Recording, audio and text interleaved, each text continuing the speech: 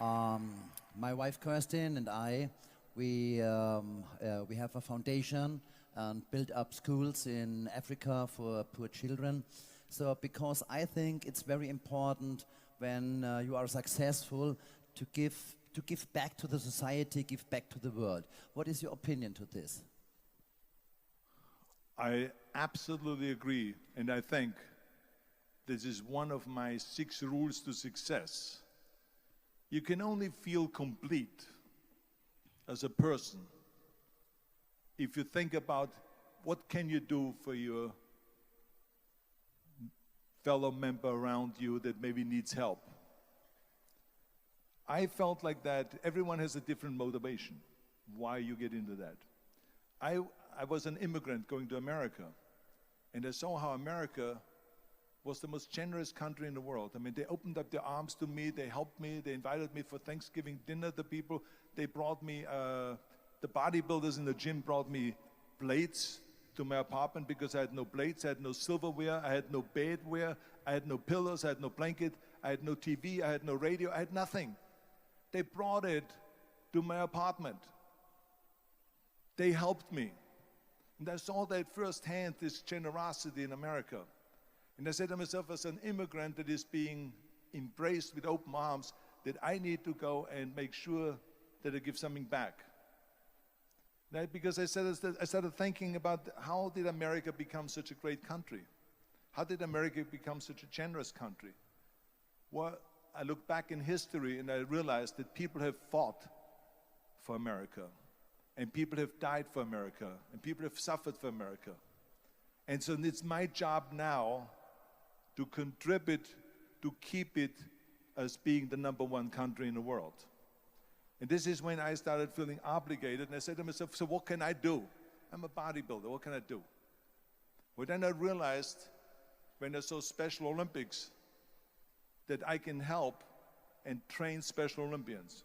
And so we started getting involved in Special Olympics, and in no time, I proposed to them to start powerlifting in Special Olympics, to have deadlift, which was a safe thing to do, and to have bench press, which was a safe thing to do.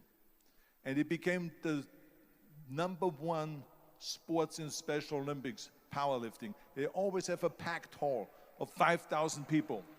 And I became the national trainer and the international trainer of Special Olympics.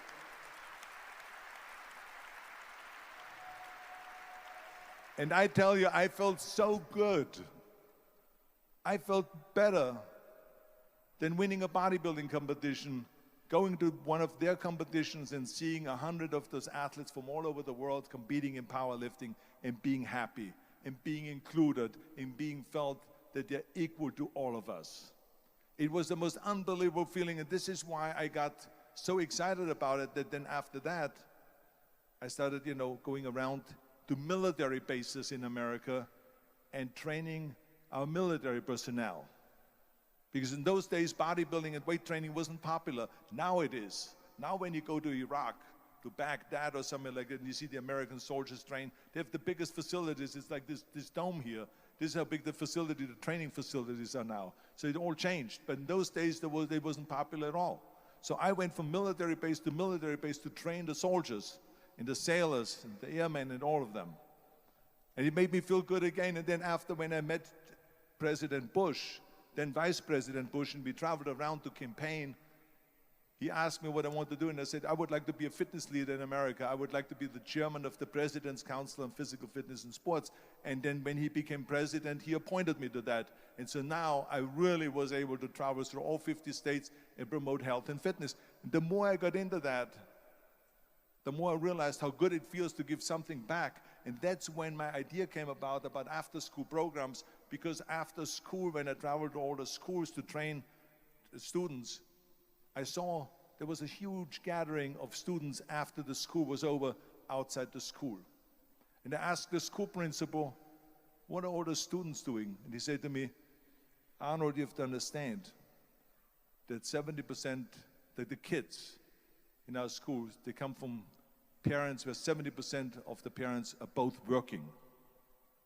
So therefore, there's no one there picking them up. So that's got me the idea to start after-school programs, to keep those kids in school while the parents are working and to offer them homework assistance, tutoring, sports and fitness programs and arts programs, music and painting and so on. And it became a huge success.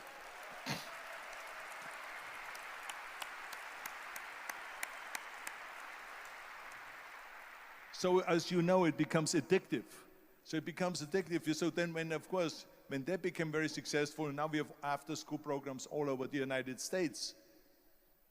Then, of course, when 2003 happened, where there was a governor's race in California, I said to myself, now is my chance to jump in there and to really give everything.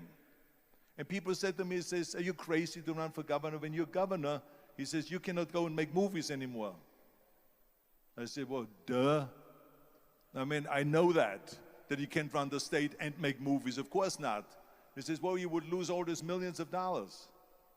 I mean, you're getting 20, 25, $30 million a movie, you will lose that.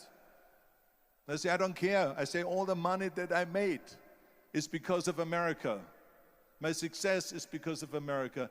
Everything that I've accomplished is because of America. I said, so for me now to give something back for 7 years and not to make money makes no difference to me. I say, I'm going to do it.